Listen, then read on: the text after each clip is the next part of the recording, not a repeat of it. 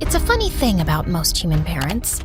All over the world, they treat their babies like unique, extraordinary miracles. Every spit bubble and burp is celebrated. Every crooked step is recorded like it's worthy of Olympic gold. Not my mom, though. She never kept records or celebrated milestones. My dad had left before I was born, so she was too busy keeping a roof over our heads to even notice me much. Also, by the time I turned 4 and still hadn't said a word, I think she'd quietly accepted that her kid might grow up to be deeply ordinary, which is why she probably never took me to a doctor. While she worked as a maid at rich people's houses, she left me all day with our neighbor, Mrs. Sharma. That son of an owl stole all my jewelry and invested it in a food truck that sells boiled peanuts. Who even eats wet nuts? He's an idiot wrapped in a moron. At least your son leaves the house. Mine's in his room making dance videos all day. Still sounds better than selling soggy nuts. Ugh, that dumb son of an owl. You're not an owl. I saw your dead husband's photo. He's not an owl either. Therefore, it makes no sense to call your child the son of an owl. Did she just speak? Did she just say therefore? Also, owls are not dumb. They're highly intelligent creatures who have clever hiding places for food. They can also remember different hunting routes, even after seasons change. Sarah, how do you know all that? It's in that book. I read it while Mrs. Sharma was watching that soap opera with that woman who keeps coming back from the dead. I think I know why her son is stupid. That was the first time I saw Mom smile. It didn't happen again for a very long time. From that day on, it felt like every buried hope and ambition Mom ever had got pinned on me. She said I was special, and apparently that meant one thing: studying. Constantly, aggressively, and without praise. If I got A+ grades, it was nothing impressive, because she said everyone else in my class had one brain cell. School picnics and field trips, a complete waste of time. And while other kids chilled out on Sundays, I was attending the public library like it was church. Don't even get me started on my birthday, which, lucky me, fell on Halloween. Like the time I turned 8, I was trying to look happy about the advanced algebra book set Mom had gifted me when the bell rang and Mom opened the door. Trick or treat! Why would you want to be tricked or treated? If someone tricks you, you're an idiot. If someone treats you with sugar, you're still an idiot, just fatter and with cavities. And what are you even supposed to be? A zombie! I eat human brains! Looks like someone ate your brain. Lady, do you have candy for us or not? No, but I have something better. Sarah, bring your birthday dessert. I died inside as I carried my ugly chia seed flan to the door. Yeah, I never got cake. I'll cut you a slice. It's full of omega-3s. Ew, is it supposed to move like that? I think it just blinked at me! She pushed the plate away, and it splattered on the floor. The kids ran off, while Mom yelled after them, and I couldn't stop grinning. That zombie girl was my hero. Yeah, Mom was hard on me, and growing up in that house was stressful. But I realized that life was hard on her too. Like once when I was 10, I stopped by one of the houses she worked at just in time to walk into a meltdown. You left the cupboard open again, and my dog knocked over the wedding china trying to reach his treats. This is why I never trust the help around expensive things. I'm really sorry. Actually, I've seen your dog open the cupboard by himself before, and maybe you shouldn't keep his treats next to your plates? Sarah, stop. You know what? I was only going to dock the price of one plate from your salary. And suddenly, she grabbed 2 more plates from the cupboard and smashed them on the floor. But look what your daughter made me do. Now you'll be paying for 3. I'm sorry if I made things worse, Mom, but it wasn't even your fault. How can you let someone talk to you that way? Because people like me don't get to argue, Sarah. I can't lose this job, so I nod and apologize and swallow my pride every day. This is why you can't be average. You're going to have to study harder than anyone else and become someone brilliant. And one day, you're gonna walk into a house bigger than that. Not to clean it out, but because you own it. You're going to go places, and you're taking me with you. Yeah, no pressure at all. I got bumped up to the 9th grade when I was 12. Some kids looked at me curiously, others snickered and asked me if I needed a high chair, but mostly they ignored me. Till the day I was paired up for a science presentation with the most popular girl in class, Brittany. And I ended up correcting her spelling on the board while she was presenting her part.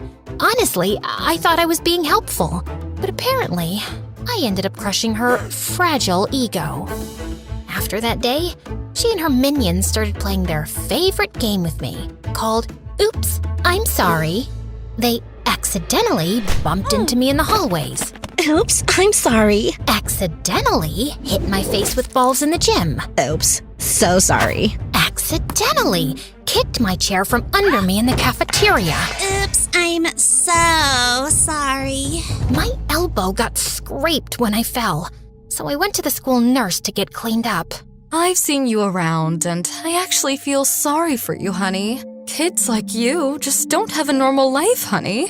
I know a few who got bumped up a couple of grades, and they all ended up with mental illnesses. Turn a little this way, honey. Just then, Brittany burst into the room with some white stuff all over her hair. Nurse, save me! Save my gorgeous hair! A freak put gum in it! And then she appeared, a girl I'd always seen sitting at the back of our class. Don't help her, nurse. She's always bullying that one kid, and someone had to do something about it. As Brittany screamed hysterically, the nurse led her to another room and told her to wait, then returned to me. See, this is what I mean, honey. You should just go back to your old school with kids your age, or you'll end up a criminal most likely. Are you bullying her too, nurse?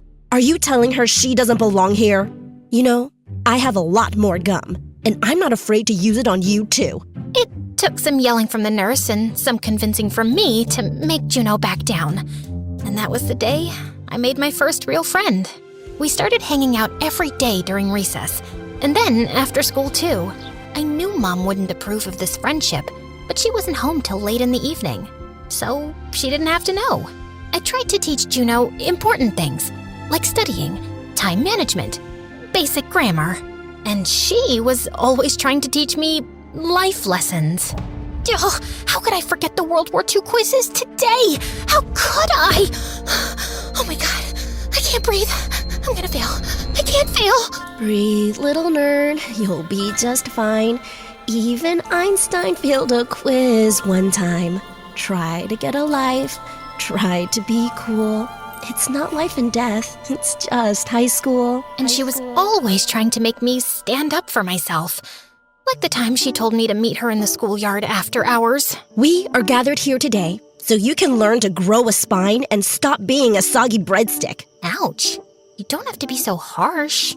Okay, sweetie, we are gathered here today so you can learn to grow a spine and stop being a soggy breadstick. Now picture I'm Brittany. What do you really want to say to her? Brittany? I think you're kinda mean. Ew, are you trying to write her a love letter? Please stop kicking my chair. Are you clenching your butt? Unclench immediately and let out the rage. You shouldn't have poured soda in my backpack, you witch. Yes, give me more of that. Tell me something you hate and have never said out loud. I hate Jessie Flan, Mom. It looks like it was made from alien boogers. Just smile at me sometimes and get me a freaking chocolate cake, woman! Oh no, I'm sorry. Your mom. What? Oh my God, your face. I hate you! I didn't know how fast everything would change, but for a little while, I just got to be a kid with a best friend, and it was glorious. One evening when I got home, I was surprised to find Mom there earlier than usual. Your mock SAT scores came today. Quite pathetic for a genius. I didn't have much time to prep, but I'll study harder for the next try. Oh, I'm sure you will. Now that your little adventures with that girl are over, you think I don't know where you go after school? Clearly, she's distracting you. She's not a bad influence, Mom. She's the only reason I don't feel like I'm suffocating all the time. Oh, poor you. Suffocating in a house you live in for free, with everything handed to you. And all you have to do is study. But no, you've got other priorities, like hanging out with some loser. You don't even know her. She's kind and brave and funny. I know her family. They're poor and cheap and what are we, Mom? Royalty? Juno's my best friend, and I don't care if you don't approve. I felt shocked at myself as Mom looked at me. She got up and left the room. The whole weekend, she gave me the silent treatment, and the guilt started eating me up. Maybe I had been slacking lately. She worked without a break so I could focus on studying. I couldn't screw up. Hey, baby genius. Why have you been ignoring my texts all weekend? We have to try this new ice cream place after school. I can't. My SAT mock scores weren't good, so I need to catch up with prep. You're 12. You've got like 500 years before the SATs matter. And seriously, none of this exam stuff is that important. Yes, it is. It's important to me, because I don't want to be a nobody stuck here for the rest of my life. You mean, like me? Well, you do treat everything like it's a joke. Not all of us can do that. Some of us have real goals, and people counting on us. Right. And some of us are just clowns with no future and zero expectations. Got it. Good luck catching up then. She avoided me for days after that, and I told myself I needed less distractions right now. And then one day, she didn't show up. Class, I have some difficult news. Juno was in an accident yesterday. She's in the hospital and is still unconscious. I'll share visiting details after the lesson. If she's brain dead, how would we tell the difference? I felt like I couldn't breathe. I ran out of the classroom, out of the school, tears blurring my vision. Juno had to be okay. She just had to be. So I could tell her I was so sorry. I stayed by her side for days. I couldn't focus on school or mock exams. I couldn't even really care about what Mom thought. She wasn't stopping me from visiting Juno at the hospital, but she didn't sit by me either. A few days later, I was getting a candy bar from the hospital vending machine when I spotted Mrs. Sharma and Mom talking down the hallway. How's Juno doing now? Still the same. And Sarah hasn't gone to school in 2 weeks. It's not like Juno is missing much either way, but my child is. And who knows how long that girl will be a vegetable anyway. Just then, Juno's mother appeared around the corner, looking furious. If this is how you talk about my daughter, I don't want you here. And take your precious child with you. Our family's going through a lot already. We don't need you to make it worse. No, wait, I'm so sorry. But her mom just walked into Juno's room, slamming the door shut in my face. Mom reached for my arm, but I jerked it away and ran off in tears. And that was the last time I saw Juno. I found out a few days later that her family moved her to a facility in another town for better treatment, but no one told me where exactly or how to get in touch. Something broke between me and Mom after that. Not that she was ever great at emotions, but when I needed her the most, she offered me no comfort or apology. She gave me nothing. And because of her, I treated the one person who cared like she didn't matter. And I never even got to say goodbye. After that, I turned exactly into what Mom wanted. An overachieving, emotionless machine. I studied through birthdays, holidays, and mental breakdowns. I skipped meals, skipped grades, and skipped childhood entirely. By 15, I had a high school diploma and a full-ride scholarship to a great university in the city. So, Mom and I packed our bags and left. Then in my second semester, I pitched the idea of a fashion app for a class project. So, you upload photos of your clothes, and Stash Tag scans, tags, and sorts everything. Then it builds outfit combinations, finds discounts on matching items, and even connects you to a resale platform for stuff you don't use anymore. Basically, it's your closet, but smarter. My professor loved it. and said he knew people who'd be very interested. Before I knew it, I was pitching the idea to real investors. And then, Stashtag blew up overnight. TikTok lost its mind. Fashion bloggers and stylists were calling it revolutionary. And just like that, I became a millionaire before I was legally allowed to drive. We had everything Mom ever dreamed of. A house bigger than any she'd cleaned. Respect. Security. She even started her own business called Bright Minds Academy, a prep center for SATs and college applications built on the slogan, "I raised a genius. Let me help you raise one too." I was happy for her, really. I'd worked hard so she could live this life one day. But I'd also worked hard to get away from her. So, at 19, I'd quietly applied to a master's program in literature some months ago, just because I wanted to do something for me. The university was across the country, and my flight was tomorrow. I was going to tell her tonight, over dinner. And then, I got the phone call from Mom's secretary. Miss Sarah, your mom slipped down some stairs. You need to come to the hospital immediately. The next few weeks went by in a haze of test results and doctor consults. Mom had suffered a spinal injury and head trauma, and she still hadn't woken up. And then one night, I was jolted from my sleep with a smack on my face. Ow! What the heck? Oh my God, Mom? You're awake! Get away from me. Who are you? Where am I? What? Mom, it's me, Sarah. It's okay. You had an accident. I don't know you. I don't want to be here. She yanked the blanket off herself, but she couldn't get off the bed. Why can't I move my legs? Mom, please, calm down. What did you do to me? What's wrong with me? Just then, some medical staff rushed in and calmed Mom down by giving her sedatives. And the next morning, the head doctor gave me his diagnosis. Your mother's spinal trauma caused temporary paralysis from the waist down, which will be fixed with physiotherapy and she will walk soon. But mentally, it seems like she reverted to when she was 8 years old, and we don't know if it's permanent. So, are you saying she doesn't remember me? She only remembers some of her childhood. So yes, she has no awareness of who she became as an adult or who you are. I know this is a lot to process, but we will help you both adjust. First, she ruled my life as my mother.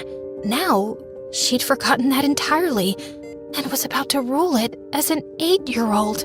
She got to be a child again, and somehow, I still wasn't allowed to be. After a few days of making her understand the situation, the doctor said I could take Mom home. I knew she was confused and scared, and she'd act out, but I had no idea what I was in for.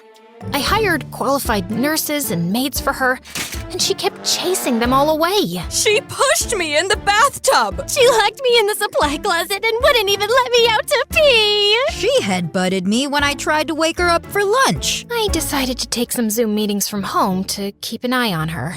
And I had a new surprise waiting for me every day. Like the whoopee cushion she placed on my chair, which made a big fart noise the second I sat down. And the next day, I jumped up in pain when I sat on a toy porcupine. And the day after that, I didn't find anything on my chair. But as soon as I sat down, my feet landed straight into a tray of green slime. I was so sick of her stupid tricks. Especially when I found out she was funding them with my Amazon account. And anytime I tried to talk to her, it was just so difficult to get through. So, the doctor said I shouldn't call you Mom anymore since it makes you so uncomfortable. Yeah? Also, because I'm not your mom? Right. So I'll just call you Mary then. Nope. Only my friends call me that. You can call me Your Majesty. Yeah, that's not happening. Suit yourself. Mary, can you please put that away and eat your food? You need to take your meds after this. Mary? Mary? Mary? Your Majesty? Yes, servant? Please finish your food. Okay, servant. Don't you think that sounds a lot better than Sarah? There was a girl in my class named Sarah, and I hated her. Then why did you name me Sarah? I don't remember naming you. But if I did, maybe it's because I hated you too. Her childish, spiteful words got under my skin, and I just wanted to scream. A few days later, I took her grocery shopping with me. And after she kept chucking vegetables out of my cart and throwing in candy, I told her caretaker to wait with her at the front of the store. Gosh, I just needed a few minutes of peace. Hey, excuse me? Just wanted to say something. Sorry, I don't want to fill a survey or sample any products. That's not what I was gonna... Also, I'm running late for something, so... Okay, cool story. Just wanted to know if the note stuck to your butt was a deliberate fashion choice. Wait, what? I turned around and pulled a paper off my skirt. Kick me, I'm stupid and boring. Ugh, my mom did this. That's a bit immature. Yeah, well, she's the worst 8-year-old ever. I'm sorry, did you say 8? Just then, I heard a loud crash and went running to the front to see cans of tuna on the floor, right next to her caretaker. Where's Mom? She pushed me into the tuna display and bolted outside. As I dashed out the door, the guy caught up with me. I'll help you find her. So, am I looking for a grown woman or an 8-year-old? She looks 40, but she's mentally 8. She's in a wheelchair, and she rolls super fast. Wow, I have so many questions, but okay, got it. A passerby overheard us and said he'd seen a woman in a wheelchair going to the park nearby. As we ran down the jogging path, I suddenly spotted her. Oh my God, she's heading for the balloon vendor. Mom crashed straight into the balloon stand. The vendor tripped, balloons flew away, and kids screamed. As we shouted apologies and finally caught up with Mom, I grabbed the handles of the wheelchair, and then she flung herself onto the ground. Please help me. My daughter is so mean. She says I deserve to be in a wheelchair because I'm ugly. Oh, now I'm your daughter? Cut it out. And she doesn't even let me watch MSA, but you definitely should. Like and subscribe now. She's just jealous of the amazing main characters because they're all prettier than her and smarter and better. Will you stop talking? That's how she screams at me all the time. I know one day she will get rid of me so her shady boyfriend with weird tattoos can move into my room. Someone call the police. Help! It took me 10 minutes and a giant ice cream cone to finally make Mom shut up. I called my driver to bring the car around, and as Mom's caretaker helped her in, Adam loaded her wheelchair in the trunk and turned to me. So, do you have a shady boyfriend with weird tattoos? Ugh, of course I don't. Great. In that case, would you like to go out with me sometime? Seriously? You want to ask me out after all this? It's the most alive I've felt on a Tuesday afternoon in years. Look, it seems like you have a lot on your plate, but if you ever feel like venting over coffee, let me know. He handed me his business card before he left, and I found myself smiling all the way home. Later that evening, I couldn't find his card in my pockets. Then I remembered I'd put it in one of the grocery bags, so I went looking for it. I was sure I put that guy's card here. I saw it in the trash a while ago. The chocolate cake I bought today? Why is it in here? I threw it out. I can't stand the sight of chocolate cake. Oh, and I just remembered. I threw the card in the fireplace. Why would you do that? Just for funsies. That's it. I'm done being nice to you. You are not helpless. You know exactly what you're doing. You think you can live under my roof, eat my food, disrespect me all the time, and I'll just keep taking it? No! And since you have nowhere else to go, you will respect me, and you will follow my rules, or there will be consequences. I knew I shouldn't have snapped, but for once, she looked at me and didn't see someone she could push around. In the next few weeks, I told myself it was just tough love, that I was hard on her for her own good, like telling her not to waste her brain on useless things. Are you 6? Or too slow to handle a book without pictures? I like this stuff. A guy with laser eyes just blew up a soda machine. Yeah? Well, I like the idea of you not staying dumb forever. I snatched the comic and replaced it with a math textbook. Start with the first chapter. I'll be quizzing you. And of course, it was my job to make sure she had a good diet as well as discipline. No sugar after 8 p.m. You've got the brain of an 8-year-old, not the metabolism. And I didn't need to praise her for every small thing, right? Even if it was her starting to walk. See that? I'm getting better every day. Congrats. Did you want a trophy for something as basic as walking? No, just showing you I'm almost ready to run. Great. Maybe you can start off by running to a job interview. You think I can't survive without you? Please, I know you can't. But I knew I was becoming my mother, and I didn't know how to stop, or if I even wanted to. A couple of days later, I had to go into the office, and just as I got out of the car, I was surrounded by yelling reporters and flashing cameras. Sarah, is it true your mother ran a scam through her SAT Prep Academy? Did she bribe colleges to admit rich kids? Were you involved? What on earth were they talking about?